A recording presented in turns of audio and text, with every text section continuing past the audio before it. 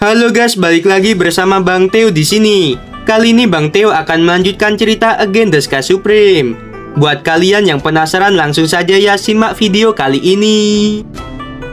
Pada saat ini, seorang pria parubaya melangkah maju menarik Wangsi. Dia berkata dengan suara rendah, "Bendahara Wang, kamu tidak mampu menyinggung orang ini." Tanpa menunggu pria parubaya itu selesai berbicara, dia terganggu oleh kemarahan Wangsi. "Aku memberitahumu, di kota King Yang Fang ini, tidak ada orang yang berani menyinggungku." Menghadapi teguran, pria parubaya itu berhenti berbicara. Dia ingin mengingatkan Wangsi dengan baik bahwa Tan Yun adalah orang yang dihargai oleh Raja Dewa Mufeng, tetapi sekarang dia dimarahi oleh Wangsi. Wangsi menjulurkan satu jari, menunjuk Tan Yun dengan marah dan berkata dengan keras, "Kamu bajingan." Sebelum Wangsi bisa mengutuk, Tan Yun berkata dengan tajam, "Xiao Lu, habisi dia," sehingga dia tidak bisa berbicara. Menurut pendapat Tan Yun, Wangsi hanya seorang semi suci tingkat 2. Meskipun Jinglu hanyalah binatang surgawi tingkat 9, kekuatan tantangan lompatannya sebanding dengan semi suci tingkat 5. Wangsi rentan di depan Jinglu. "Baik kakak." Ketika suara indah Jinglu terdengar, di bawah mata ketakutan Wangsi, Jinglu menghilang. Wangsi tahu bahwa Jinglu tidak menghilang, tetapi karena kecepatannya, dia tidak bisa menangkap gerakannya. Dalam kehampaan yang bergejolak, Jinglu muncul entah dari mana di depan Wangsi dan menendang mulut Wangsi. Kecepatannya sangat cepat, sehingga Wangsi tidak bisa bereaksi sama sekali. Kulit mulut Wangsi terkoyak, setiap gigi bercampur dengan darah dan air keluar dari mulutnya. Seluruh tubuhnya jatuh ke tanah seperti layang-layang dengan tali putus. Wangsi bangkit dari tanah dan berteriak dengan suara serak, "Letnan Jenderal Li Yuan, cepat datang. Seseorang membuat masalah di kota King Yang Fang." Pada saat ini, Li Yuan di luar kota Fang menutup telinga. Dia telah menggunakan kesadarannya sebelumnya. Dia menemukan bahwa Raja Dewa Mufeng sangat menyayangi Tan Yun. Secara alami dia tidak akan cukup bodoh untuk memasuki alun-alun. Cara terbaik adalah berpura-pura bodoh, menutup mata dan menutup telinga. Di alun-alun, Wangsi menggunakan kesadarannya untuk menyelimuti Li Yuan di luar kota Fang. Lalu dia berteriak, "Li Yuan, apakah kamu mendengar apa yang dikatakan orang tua ini?" Tan Yun menyeringai dan berkata, dia pasti telah mendengarnya, tapi dia tidak berani datang. "Xiao Lu, cepat bereskan dia." Melihat situasi ini, jika Wangsi tidak lari, dia akan berada dalam bahaya. Wangsi naik ke udara, dia ingin melarikan diri. Dia melarikan diri dengan cepat, tetapi Jinglu lebih cepat.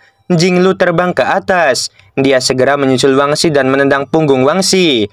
Wangsi menyemburkan darah dari mulutnya, merasakan dunia berputar untuk beberapa saat, dan menghantam tanah dengan keras.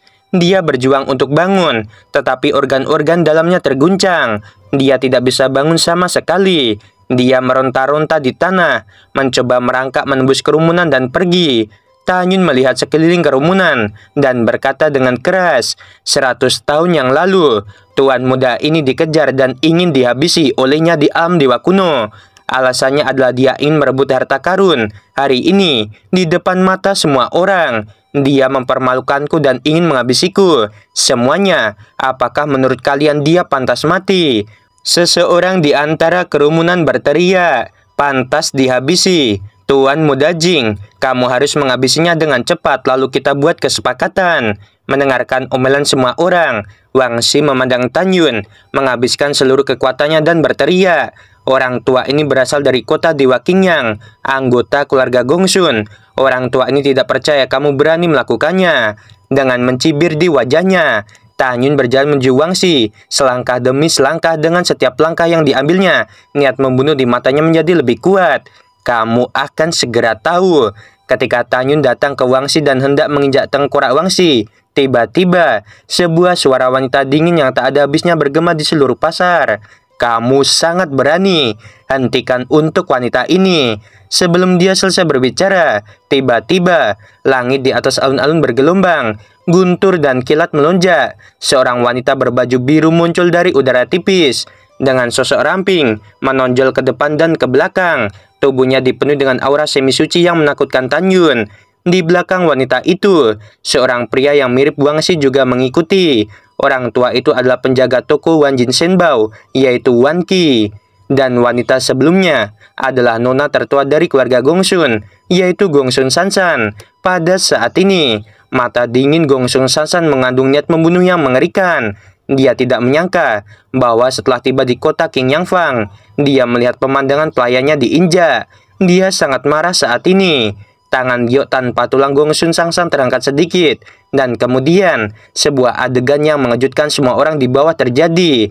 Ketika tangan gioknya terangkat, tiba-tiba ada hembusan angin di langit, guntur dan kilat mengamuk, dan tangan guntur raksasa yang menyilaukan muncul dari kehampaan.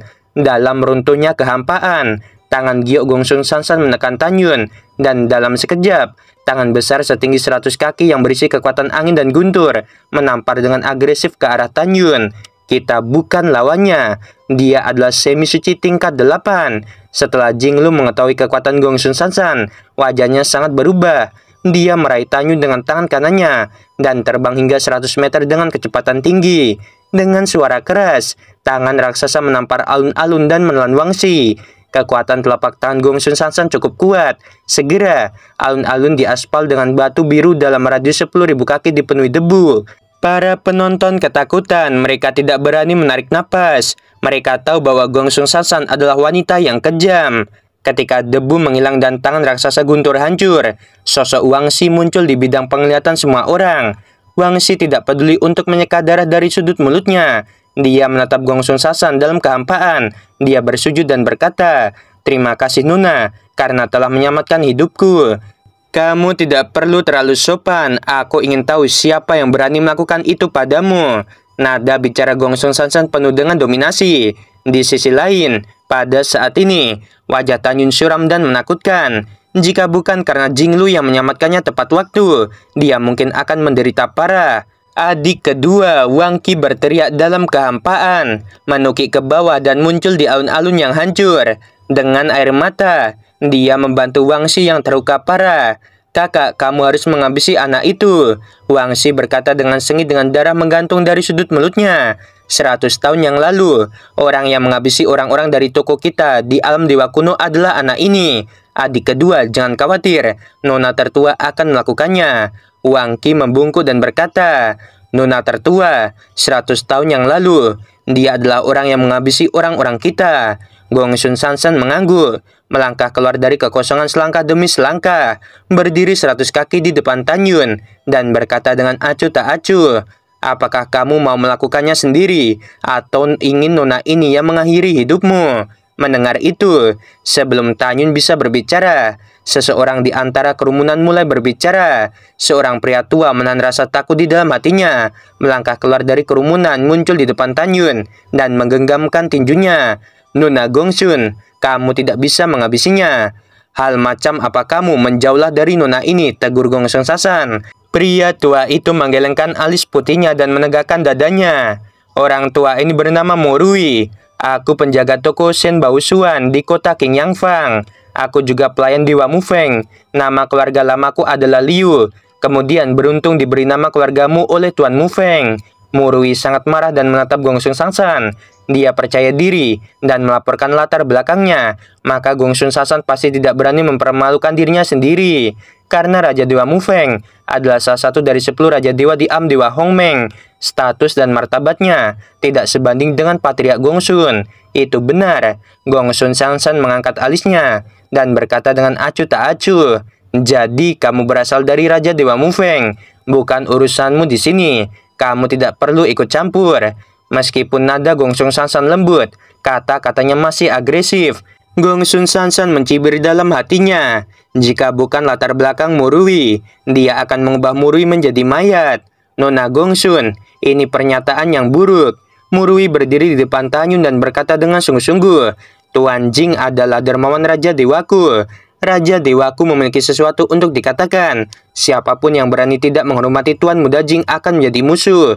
Begitu kata-kata ini keluar, Gongsun Sansan, Wangsi dan Wang Qi, dan mereka yang belum pernah menyaksikan sebelumnya, bahkan Raja Dewa Mufeng sangat menjunjung tinggi Tanyun, mau tidak mau menjadi terkejut. Gongsun Sansan secara bertahap mengerutkan kening, menatap Morui dengan mata teliti, mengarahkan jari ke Tanyun dan bertanya, Apakah dia dermawan Tuan Mufeng? Itu benar, kata Murui. Pada saat ini, orang-orang yang sebelumnya menyaksikan kepergian Raja Dewa Mufeng, mereka mengangguk setuju. Melihat adegan ini, kilasan niat membunuh melintasi mata Gongsun Sasan, dan kemudian kembali normal, mengepalkan tinjunya ke arah Tanyun dan tersenyum. Jadi, kamu adalah dermawan Tuan Mufeng. Wanita muda ini barusan telah menyinggung banyak orang. Mohon maaf. Apa yang tidak diketahui Gongsun Sasan adalah bahwa Tanyun telah menangkap dengan tajam niat membunuh yang muncul di matanya barusan. Pelacur ini pasti tidak punya niat yang baik. Tanyun berpikir dalam hati, mengepalkan tinjunya dan berkata, tidak masalah. Lalu apakah kamu masih menyahkanku soal bawahanmu?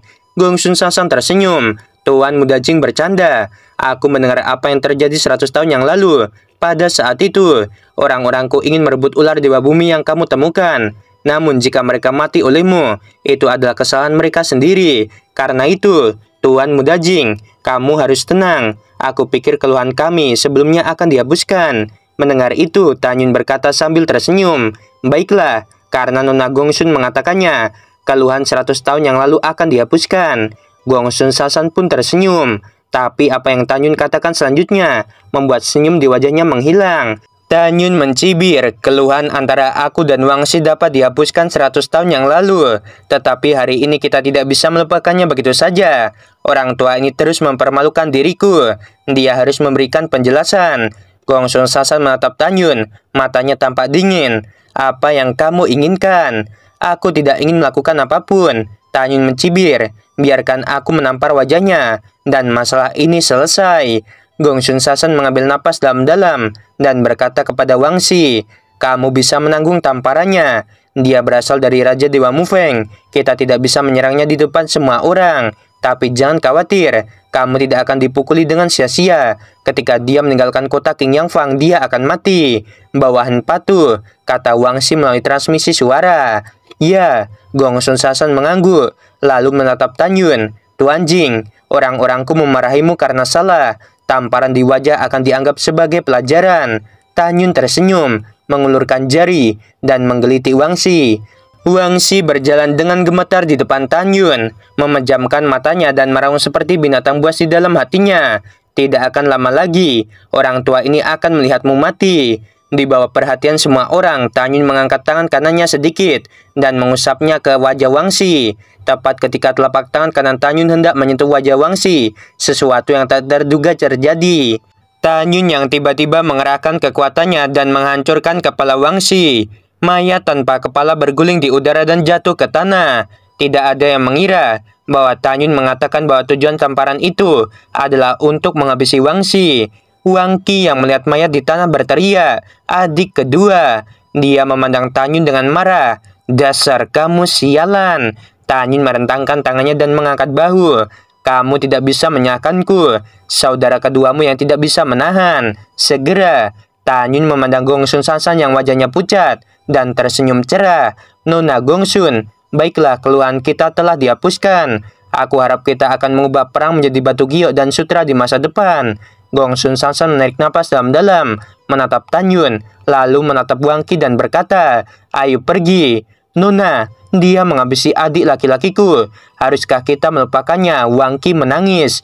Pergi. Gongsun Sasan berteriak, berubah menjadi seberkas cahaya, dan terbang menjauh dari alun-alun Qingyang. Setelah Wang Qi membungkuk dan mengambil tubuh Wangsi, dia menatap tajam ke arah Tanyun dan berkata, tunggu saja orang tua ini. Setelah meninggalkan ancaman, Wang Qi mengambil mayat itu dan mengikuti Gongsun Sasan ke toko Wanjin Shenbao.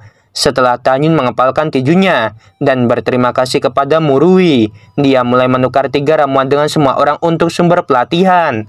Sementara di toko Wanjin Shenbao di lantai 6, Gongsun Sasan dia berkata dengan dingin kepada Wang Qi, biarkan adikmu yang kedua istirahat dengan tenang. Adapun anak bermarga Jing, ketika dia meninggalkan kota King Yang Fang, itu akan menjadi kematiannya.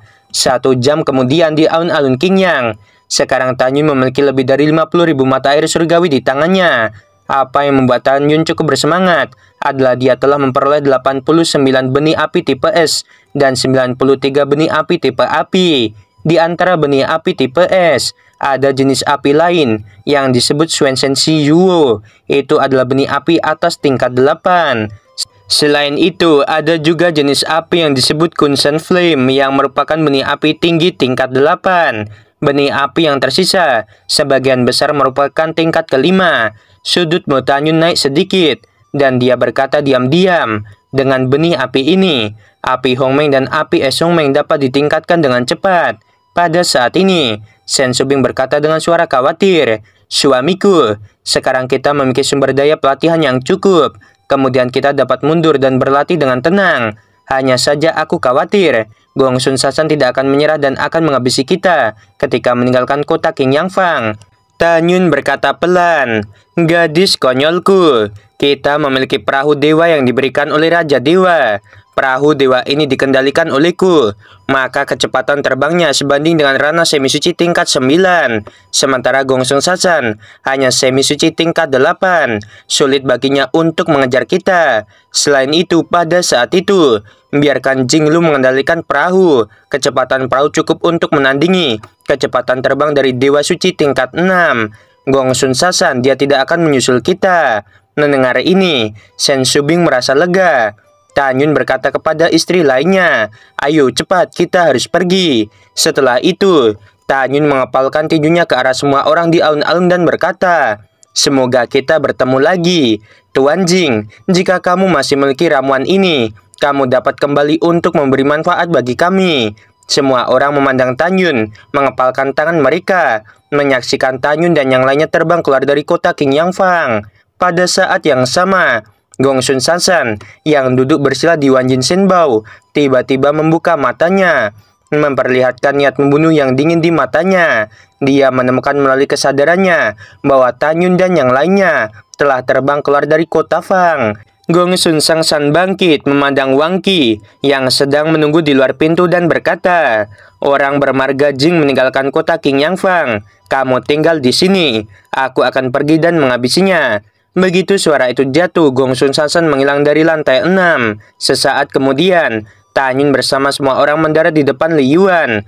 "Aku telah melihat Tuan Muda Jing." Li Yuan memandang Tanyun dan berkata dengan senyum tersanjung, "Tuan Jing, apakah kamu masih memiliki ramuan Dewa Jiwa, bunga haus darah, dan ramuan Dewa Cerah? Jika ada, dapatkah aku menukarnya?" Mendengar ini, Tanyun berkata melalui transmisi suara, "Tentu saja ada. Aku menyimpannya untukmu."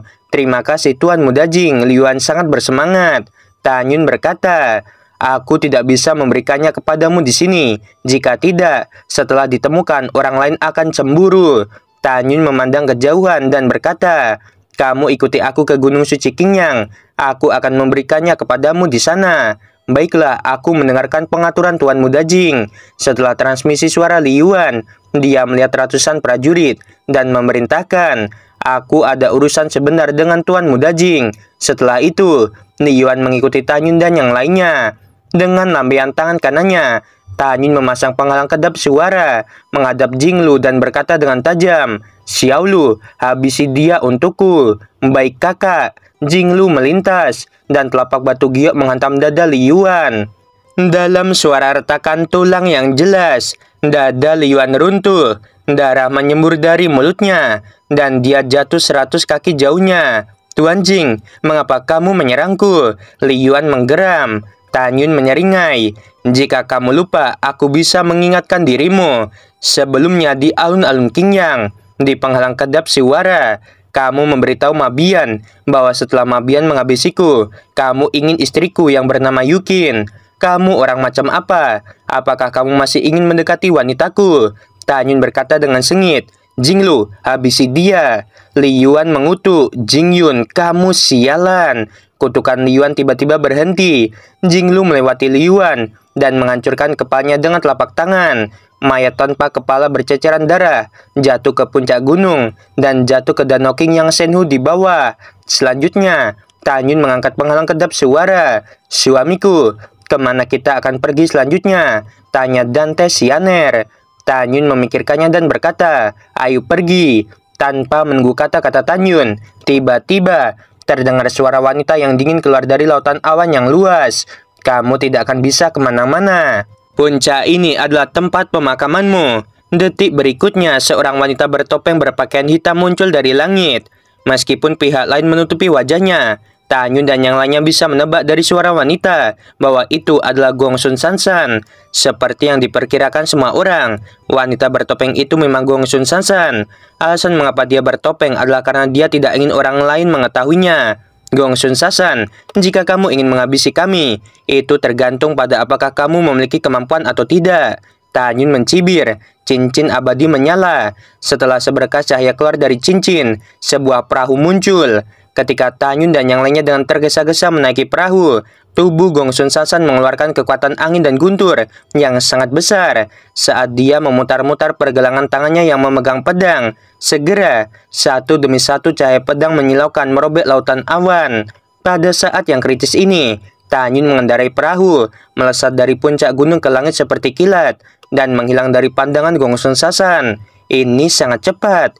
Gong Sun Sansan mengerutkan kening dalam kehampaan, dan segera ketika rambut seperti air terjun menari, kesadarannya menutupi Tanyun dan yang lainnya yang telah melarikan diri. Kamu tidak dapat melarikan diri, Gong Sun Sansan berkata dengan tajam. Cincin dewa melintas di antara jari-jarinya. Perahu yang jernih muncul dari udara tipis di depannya. Setelah dia mendarat di perahu, dia mengendari dan mengejar Tanyun. Pada saat ini, Tanyun yang mengendarai perahu tenggelam dalam hatinya. Dia menemukan bahwa kecepatan perahu milik Gong Sun Sansan hampir 60% lebih cepat daripada perahunya. Tanyun menghadap Jinglu dan berkata, Xiaolu, cepat kendarai perahu ini.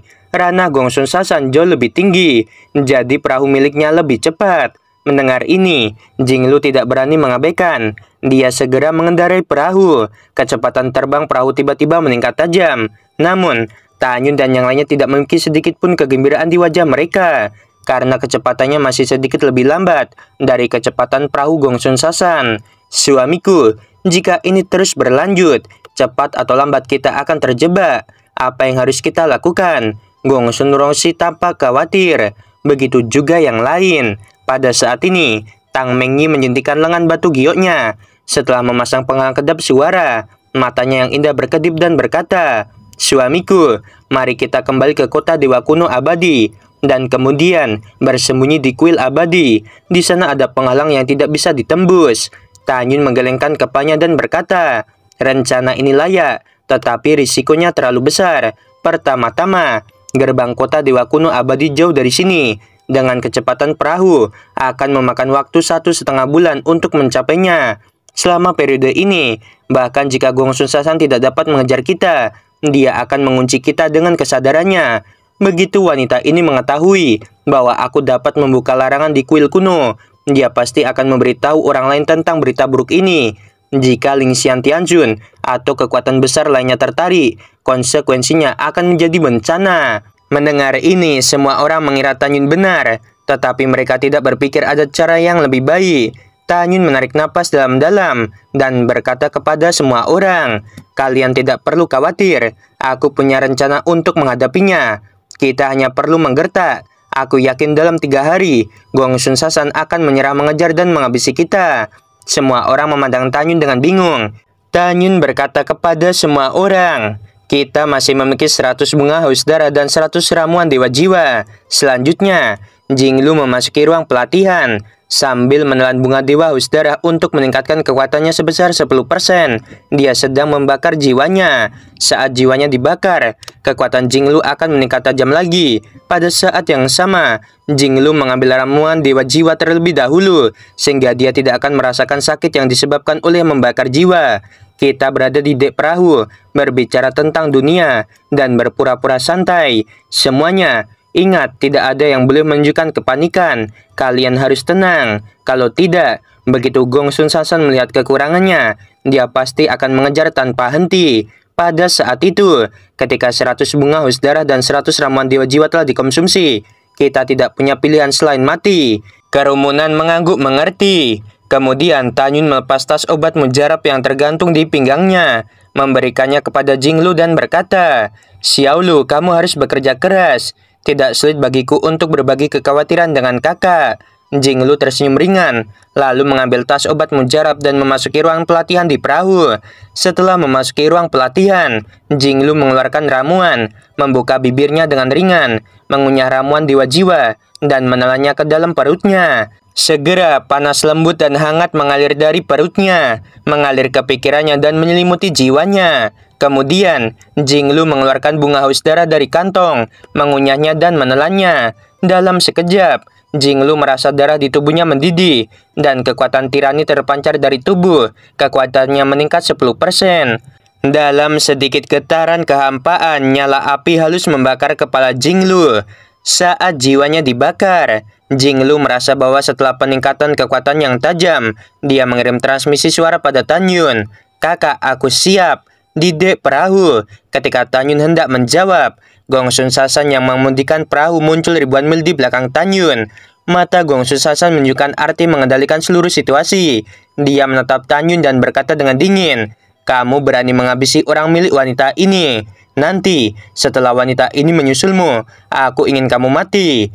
Tanyun mengambil Sensubing dan perlahan-lahan duduk di geladak, berbalik ke Dante Xianer dan yang lainnya, lalu berkata sambil tersenyum, "Jangan perhatikan dia, mari kita bicara." "Baik suamiku." Setelah Tang Mengyi duduk bersama seorang banyak, dia bermain, tidak ada kegugupan di matanya. Pada saat ini, Tanyun memeluk Sensubing di sebelah kiri, Ouyang Qianqian di sebelah kanan, memandang Gongsun Sasan yang mengejarnya dan tiba-tiba tertawa.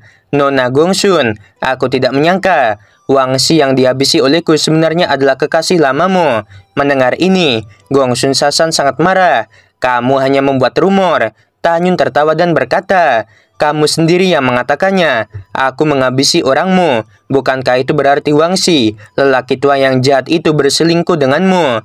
Gongsun Sasan sangat marah. Sejak dia masih kecil, tidak ada yang berani mempermalukannya seperti ini. Mata Gongsun Sasan melebar dan dia memerai dengan dingin. "Setelah menangkapmu, aku pasti akan merobek mulutmu. Kalau begitu, aku juga akan menghabisi orang di sekitarmu." Tanyun tertawa terbahak-bahak dengan tatapan tak kenal takut.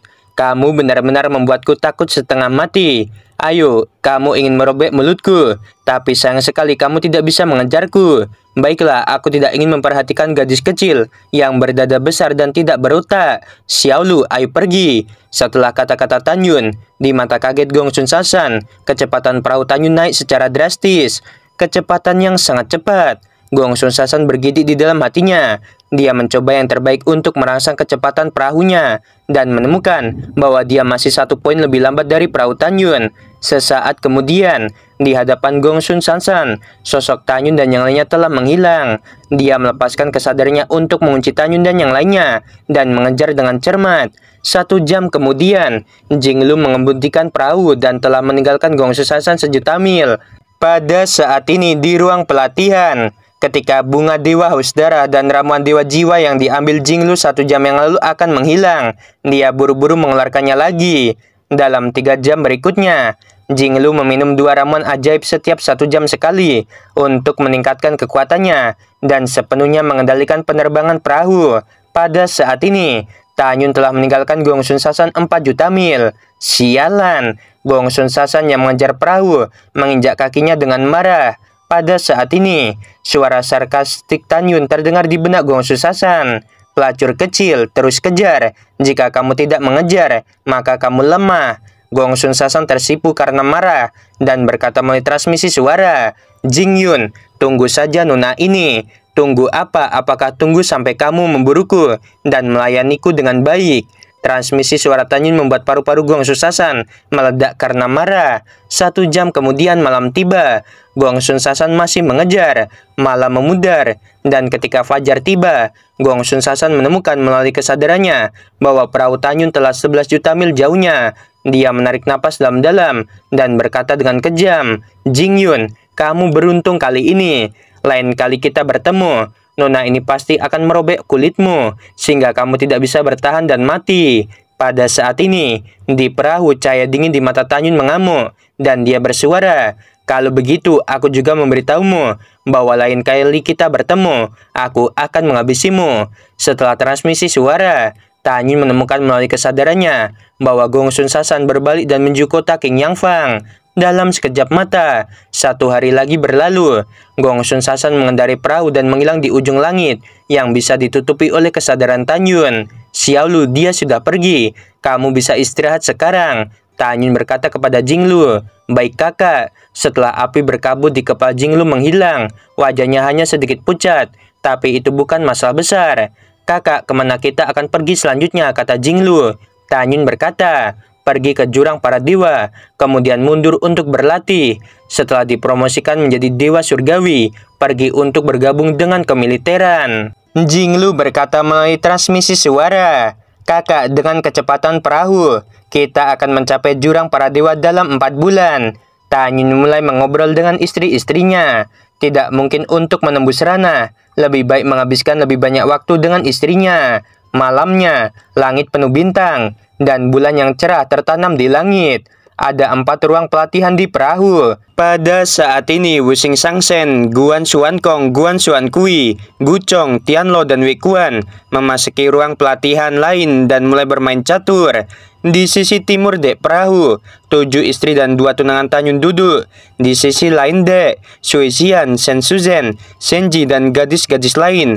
Mereka tertawa dan melihat pemandangan malam, tidak tahu apa yang mereka bicarakan. Tan Yun menatap 7 istri menawan di sampingnya dan berkata, tidak ada dari kalian yang bisa lari malam ini. 7 wanita termasuk Shen Subing dan Tsener dan Nanggong Yukin langsung mengubah pipi mereka menjadi cahaya kemerahan. Penampilan malu-malu mereka membuat Tan Yun ingin bermain dengan 7 istrinya. Pada saat ini, Ouyang Qianqian memperhatikan keanehan ke-7 wanita itu. Lalu dia berkata dengan bingung, 7 kakak perempuan, mengapa kalian semua memerah? Feng Qingcheng bergema, ya 7 saudara perempuan, apa yang terjadi pada kalian? Ke-7 wanita mengerutkan bibirnya, tidak tahu bagaimana menjawab kedua gadis itu.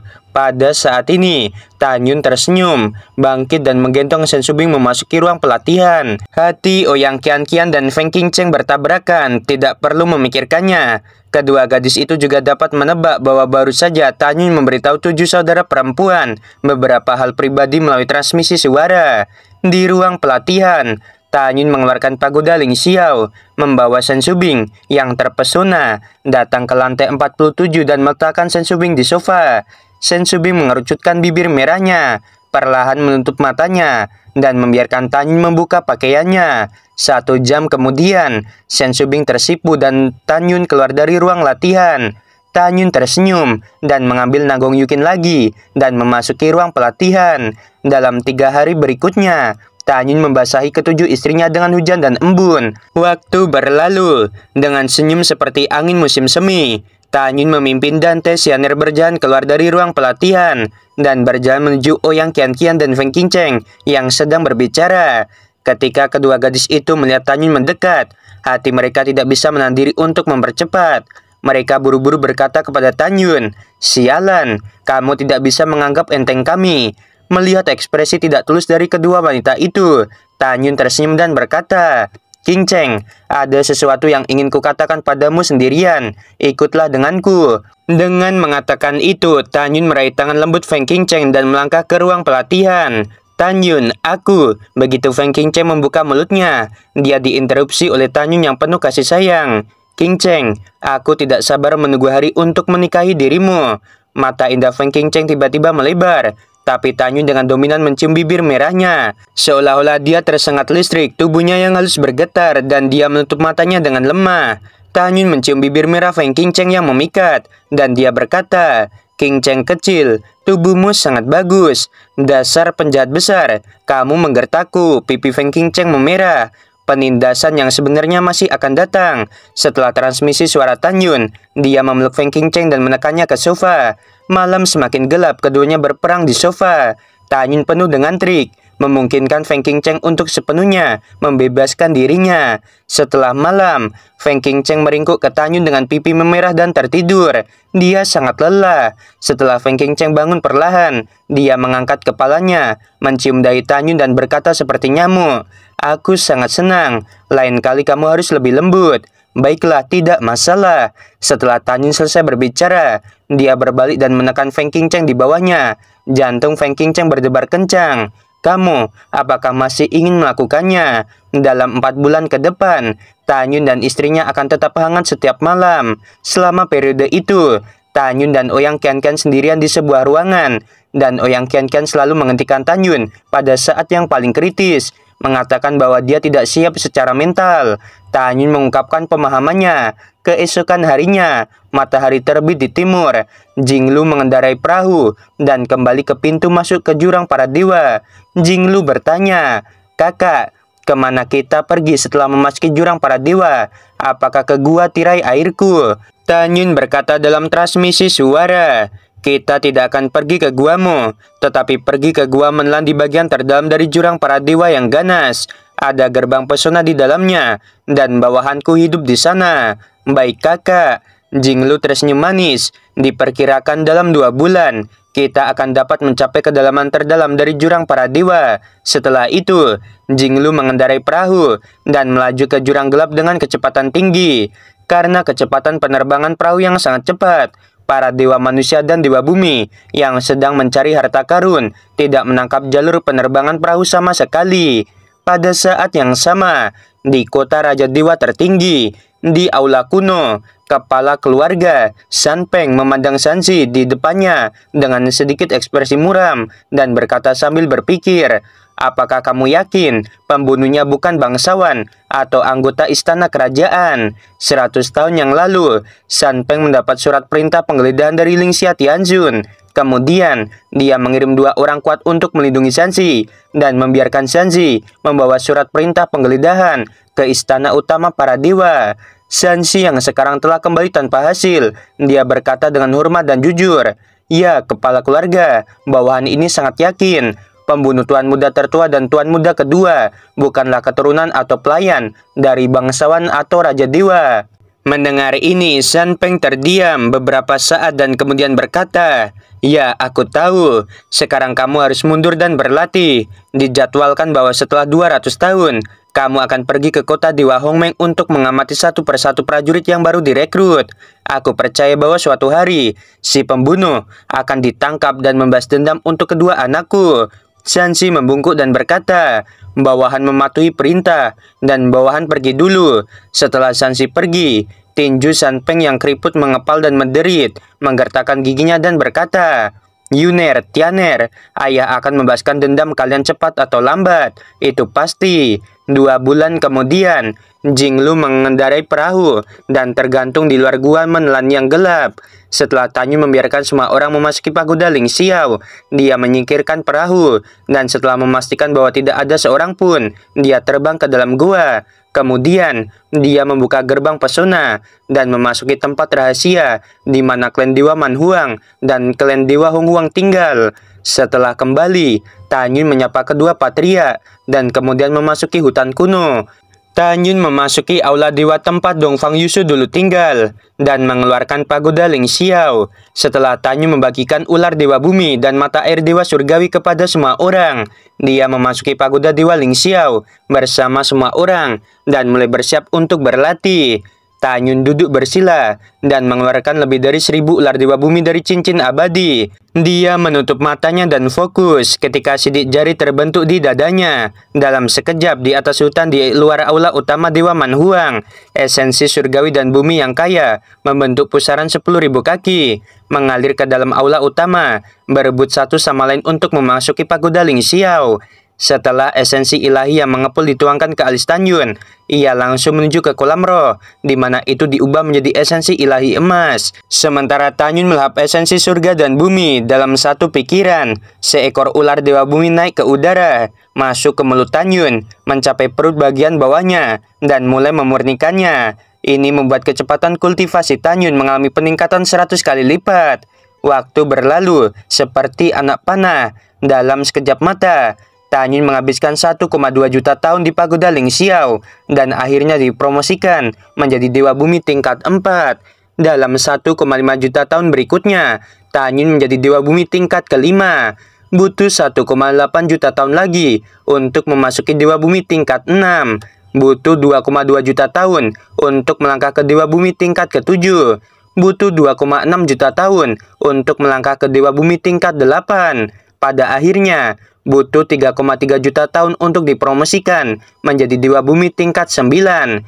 Pada saat ini, Tanyun tiba-tiba membuka matanya dan berkata dengan suara rendah, "Di dunia luar, baru saja berlalu 345 tahun dan lebih 2 bulan. Sudah waktunya untuk mempraktikkan tubuh tirani Hongmeng kematian." Setelah mengambil keputusan, Tanyun menutup matanya dan mulai berkonsentrasi, masuk ke dalam meditasi, datang ke jantung Hongmeng, berdiri di dunia Hongmeng, dan berkata dengan tajam, "Kekuatan, aku merindukan kekuatan yang tak tertandingi. Cairan ilahi Hongmeng, telanlah untukku." Segera cairan ilahi Hongmeng seperti naga banjir naik ke udara, perlahan-lahan berputar di sekitar Tanyun, berubah menjadi untaian cairan Hongmeng, menembus alis Tanyun, dan mulai melunakkan tulang dan organ internal Tanyun. Setelah 1,3 juta tahun di pagoda, cairan ilahi Hongmeng disempurnakan oleh Tanyun, dan pada akhirnya, tubuh tirani Hongmeng kematian mencapai puncak tingkat ke-20, memiliki kekuatan kuat untuk merobek dengan tangan kosong senjata artefak tinggi tingkat ke-4. Ketika Tanyun dipromosikan menjadi dewa surgawi, ia dapat mengolah tubuh tirani Hongmeng cahaya tingkat 21. Pada saat itu, kekuatan supranatural baru yang menentang dewa akan didapatkan. Kemudian, ketika Tanyun bersiap untuk berlatih, pengingat Shen Subing terdengar di benaknya. "Suamiku, Yukin, Xiaoqing, Mengyi, Xiao Xian, Yingying, Wuxing Sangsen, dan aku telah menyentuh penghalang dewa surgawi. Sekarang kami menunggumu. Cepat dan berkultivasi." Tanyun berkata melalui transmisi suara, "Baiklah, aku mengerti. Kalian semua meninggalkan pagoda Ling Xiao dan berkumpul dulu di tanah rahasia." Tanyun tahu bahwa tujuan Subing dan yang lainnya untuk tidak melewati malapetaka adalah karena setelah berhasil melintasi malapetaka, mereka harus tiba di kota Dewa Hongmeng untuk bergabung dengan kemiliteran dalam waktu 10 tahun. 10 tahun di dunia luar sama dengan 3,65 juta tahun di pagoda Ling Xiao. Selama periode ini, sulit baginya untuk menyentuh penghalang dewa surgawi.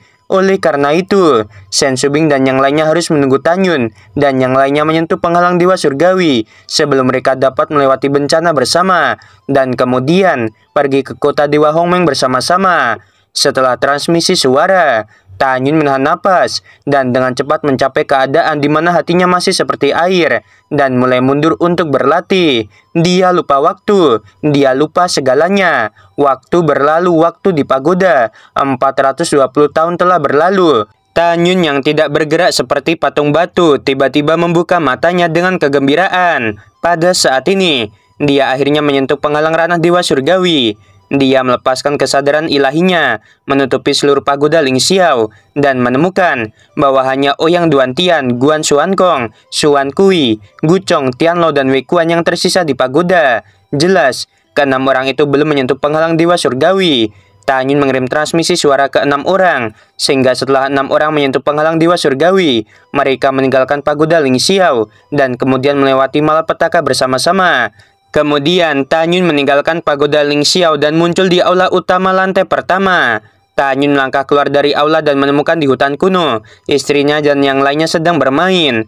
Waktu di dunia luar, dalam 12 tahun berikutnya, Ouyang Duantian dan yang lainnya menyentuh penghalang dewa surgawi. Mereka meninggalkan pagoda Ling Xiao. Tanyun memandang kerumunan dan berkata, "Selanjutnya, kita akan menyebar untuk mengatasi malapetaka. Setelah malapetaka berhasil diatasi, kita akan menuju ke kota Dewa Hongmeng. Adapun kera iblis, singa naga emas, Moer, Xiaobai, dan 8 raja monster, 20 tahun yang lalu, mereka telah berhasil melewati kesengsaraan dan dipromosikan menjadi binatang surgawi tingkat pertama. Jinglu tidak hanya berhasil selamat dari bencana, tetapi sekarang telah memasuki binatang semi suci tingkat 2, dan kekuatan tantangan lompatannya sebanding dengan semi suci tingkat 9. Setelah itu, Tanyun dan yang lainnya terbang keluar dari hutan kuno bersama-sama dan datang ke daerah di mana tidak ada orang. Di daerah ini, tanahnya runtuh, tanah longsor dan retak-retak, menunjukkan kengerian dari tempat yang sering dijadikan sebagai tempat melewati malapetaka. Ketika Tanyun dan yang lainnya merasakan penghalang dewa surgawi, tiba-tiba di langit yang luas, awan gelap ditutupi dengan angin kencang. Kesengsaraan guntur dengan atribut yang berbeda, panjangnya puluhan ribu kaki, melaju dan bergulir di lapisan awan. Adegan itu menakutkan, sama menakutkannya dengan akhir dunia. Dalam 9 hari berikutnya, bencana besar dan dahsyat terus turun dari antara awan gelap yang mengepul, menelan Tanyun, dan yang lainnya lagi dan lagi. Setelah 9 hari, awan gelap di langit dengan cepat memudar. Angin berhenti melolong, memperlihatkan bulan dan bintang yang cerah. Cahaya bulan yang terang menyelimuti langit dan bumi. Tanyun dan yang lainnya, semuanya terluka dalam berbagai tingkat. Pada saat ini, wajah semua orang tidak menyakitkan, beberapa bahagia. Karena semua orang berhasil melintasi malapetaka tanpa bahaya. Itu berarti Tanyun telah dipromosikan menjadi dewa surgawi tingkat 1 saat ini. Saat dia dipromosikan menjadi dewa surgawi tingkat 1, Tanyun merasakan kemampuan yang kuat yang mengalir ke jiwa Hongmeng di dalam pikirannya. Segera setelah itu, jiwa bumi Hongmeng bermutasi dan menjadi lebih kuat, sehingga berkembang menjadi jiwa surgawi Hongmeng. Tanyun yang duduk bersila, memiliki rambut berterbangan, dan seberkas kesadaran ilahi naik ke langit.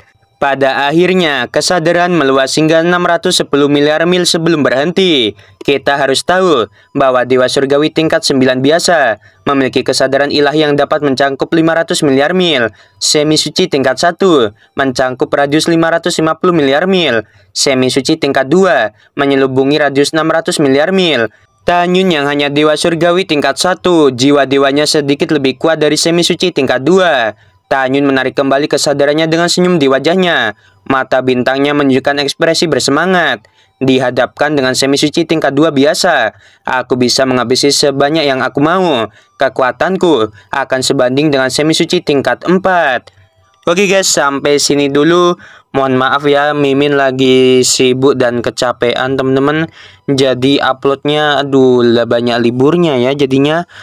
Oke lah, doain aja Mimin tetap sehat selalu teman-teman. Buat kalian juga sehat selalu ya, yang selalu support Mimin dan menunggu uploadan terbaru. Oke, sebelum video berakhir, Mimin mau bilang sungguh membagongkan. Terima kasih.